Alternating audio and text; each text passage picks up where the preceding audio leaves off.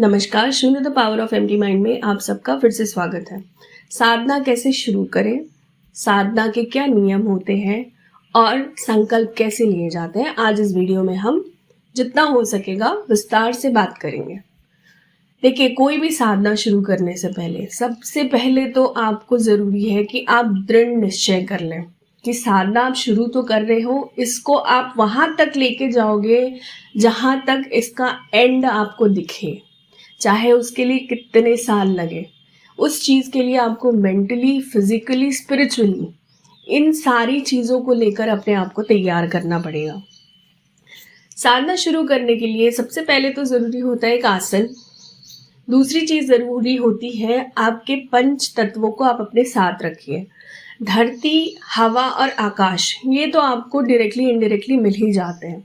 बाकी दो जो तत्व बचते हैं, अग्नि और पानी, इसको हमेशा अपने साथ रखें। अग्नि दिया जलाइए, पानी हमेशा अपने पास रखिए ताकि आप साधना खत्म होने के बाद फूंक मार के उसको पी सकें। ठीक है, ये बेसिक रूल्स हो गए। साधना का एक नियम जो मैं बताऊं तो क्या होता है, अपने आप को तैयार कर लीजिए, एक समय निर्धारित कर लीजिए। अगर ब्रह्म मुहूर्त में कर सकते हैं तो सबसे ज़्यादा अच्छा है। साधना खत्म होने में, मतलब उस साधना को एंड छोर तक जाने में आपको बहुत ज़्यादा समय ब्रह्म मुहूर्त में नहीं लगता। दूसरी चीज़ होती है इसका जो नियम, आप अपने आसन को सिद्ध करिए। आसन सिद्धि का मैंने एक प्रोसेस बताया हुआ है, जो पुराने लोग हैं उन्होंने देख लिया है, क्योंकि बहुत सारी वीडियोस में मैं वो डाल चुकी हूँ। इस आसन सिद्धि के एक छोटे से सिंबल से ना आपको खुद समझ में आएगा कि ये कितना ज़्यादा पावरफुल होता है आपको किसी भी साधना में उभारने के लिए।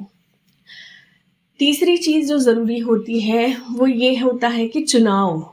आप साधना कैसा करना चाहते हो। अगर आप त्राटक करना चाहते हो तो त्राटक के अलग अलग नियम होते हैं। जैसे कि अगर आप अग्नि त्राटक करना चाहते हो तो शुरुआत में आप थोड़े थोड़े समय से शुरू करें, फिर उस समय को बढ़ाएं, फिर एक समय के बाद लगभग 1 साल 1.5 साल के बाद आप चाहे तो उस समय को थोड़ा कम कर सकते हैं।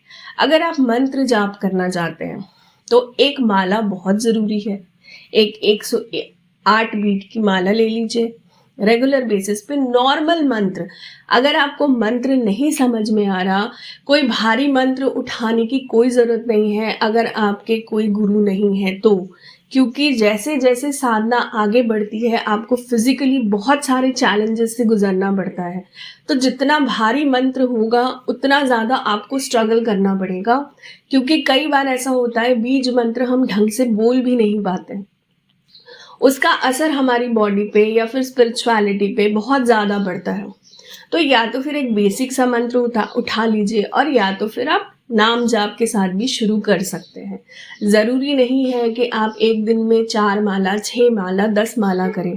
एक माला करिए, पर पूरी श्रद्धा और निष्ठा से करिए, कोई दिक्कत नहीं होती।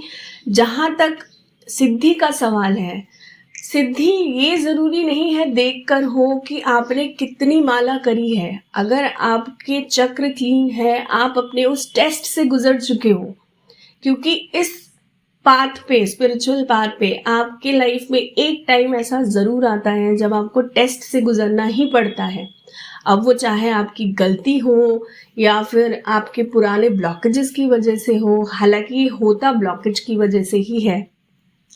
तो साधना शुरू करने के लिए ये चीज़ें आपको मेंटली प्रिपेयर होना बहुत ज़रूरी है कि आप किस तरह से इस चीज़ को आगे ले जाओगे। अब मैं बात करूँ संकल्प की, तो देखिए, संकल्प जो स्टैंडर्ड संकल्प होता है वो 40 डेज का होता है। एक चीज़ हमेशा याद रखिएगा संकल्प लेते वक्त, कि संकल्प आप उतना ही ले जितना आप कर सकते हैं। अगर आपने पहला संकल्प ही कुछ गड़बड़ कर दी या बीच में उसको खंडित कर दिया, संकल्प के दौरान टेस्ट बहुत होते हैं। अगर आपने पहला संकल्प ही गड़बड़ कर दिया ना, तो दूसरे संकल्प में आपको दुगना टेस्ट देना पड़ेगा। तो संकल्प उतना ही ले। अगर आप सुबह उठते हैं, मतलब अगर आपने संकल्प लिया है कि मैं ब्रह्म मुहूर्त में उठकर ही माला जाप करूंगा या त्राटक करूंगा, तो ब्रह्म मुहूर्त पहले उठने की कोशिश करिए 5-6 दिन, उसके बाद इस संकल्प को लें।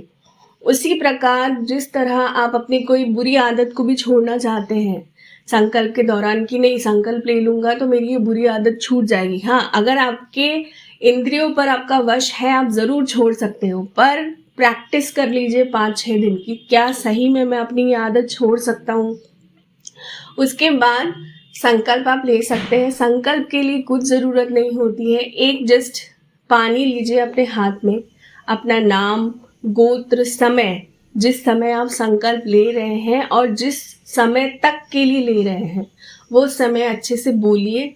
बोलने के बाद वो पानी किसी ग्लास में या फिर किसी कटोरे में डाल के रख दीजिए। जब आपका पूरा मेडिटेशन प्रोसेस हो जाए तो वो पानी ले जाके आप किसी भी पेड़ के नीचे डाल दीजिए, तुलसी के पेड़ के अलावा। ये छोटे छोटे नियम होते हैं, आपको ये कंप्लीट करने होते हैं। साधना करना शुरू करिए। All the very best.